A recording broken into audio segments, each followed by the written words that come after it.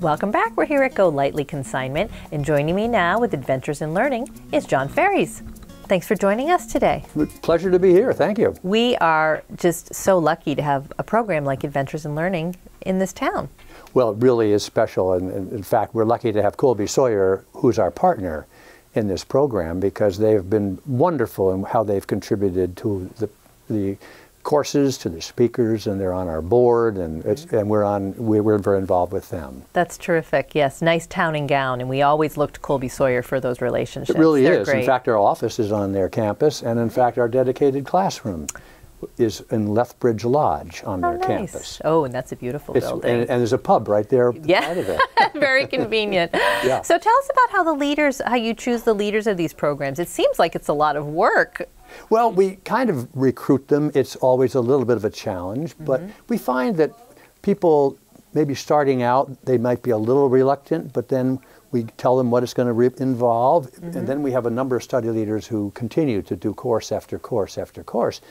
But the nice thing is the study leader doesn't teach a course that we assign. They come up with the idea themselves. Oh, neat. And so if they have a passion for something, they can put a course together, and then we put it into our catalog, and people sign up to take the course. So a study leader is able to fulfill his own curiosity in the process of making up a course. Yeah, give me some of the examples of some of the courses you've had in the past.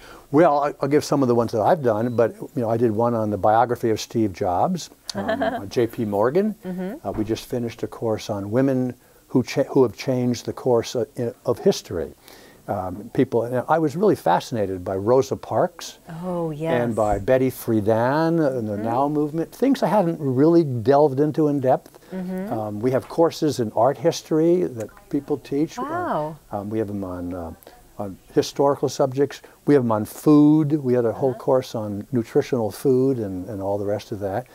It really is an eclectic set of a variety of courses. It's something for everyone. It really is. That's why people go through the catalog and they pick up something they really are interested in. We have a thing called Lunch and Learn that we do at the Lethbridge pub. Yeah. And we just had Jim Wright, the former president of Dartmouth College, talk about some things that he's very interested in. And before that, we had the drug czar, James Vera of New Hampshire, talk about the opiate addiction crisis in New Hampshire. So we have outside speakers, we have members that are study leaders, and it's very robust. Yeah. Are all the courses held right at Colby Sawyer? No, they're held in different places. Colby's our most frequent location because we have that wonderful classroom that takes 60 people.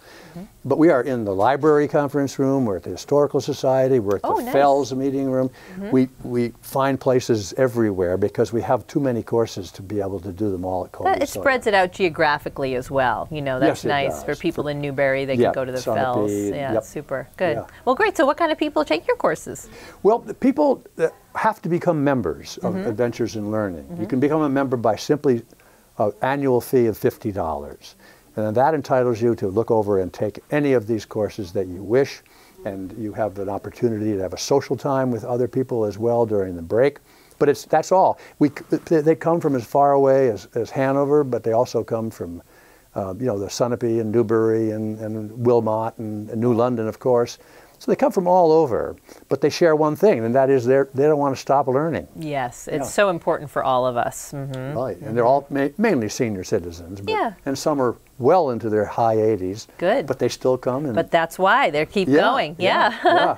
So the future looks bright. Do you have any plans for the future with AIL? Well, we do. We actually set up a Vision 2021 task force that we've just set up and it's been meeting.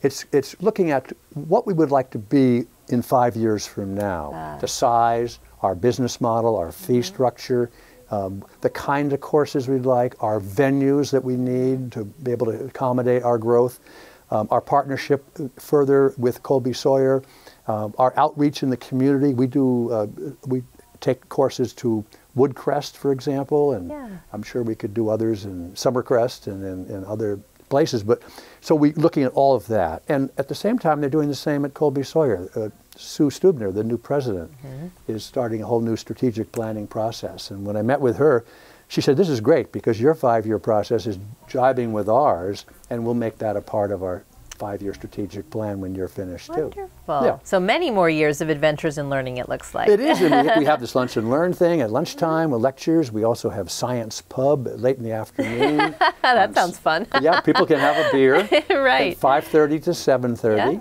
and it's held in the Lethbridge pub. Yeah. So, you know, a lot of new things of ways of keeping it dynamic and outreach to more and more people who may work during the day but be able to attend something at those hours. Well, thanks so much for bringing that to our area. Terrific information for our viewers. We have your information up on the screen, so anybody should look into looking at the course selection coming up for the next couple of seasons. Good. And becoming a member, most importantly. Yeah, we have a website, and they can go on that and get all the information they need. Super. Well, thanks for your time today. Thanks, Lynn. Okay, Appreciate it. Take care.